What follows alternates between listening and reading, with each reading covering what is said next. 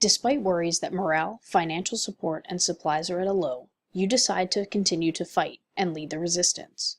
While Maximilian is still in charge, the troops in Mexico are keeping French forces occupied, not allowing Napoleon to move north and help the Confederates win the Civil War.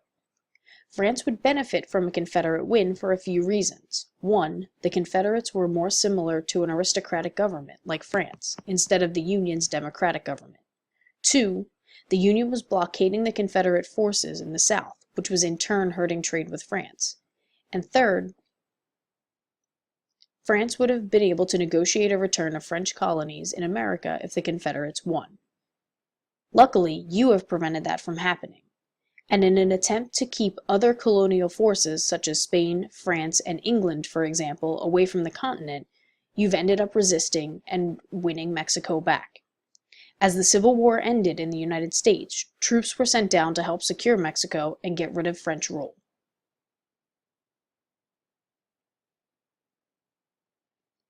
Since this event happened in 1862, we do know what choices were made. President Benito Juarez negotiated with Spain and England to make repayments as Mexico could, but France was unhappy with the agreement. Napoleon III decided to take matters into his own hands and invade Mexico from Veracruz. Unfortunately for him, his troops were surprised by General Zaragoza and his ragtag bunch of men in the small town of Puebla.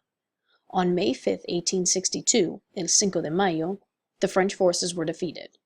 Napoleon III, embarrassed by this defeat, sent 30,000 troops the following year and took Mexico by force, successfully this time. He instated Maximilian as ruler of Mexico on France's behalf. However, Mexico continued to fight and resist, which allowed troops to come help the Mexicans expel the French after the Civil War ended in the States. Isn't it amazing how decisions made that seem absolutely isolated can affect the world around us? Now it's your turn to reflect on the events of Cinco de Mayo and the choices that you made during this activity.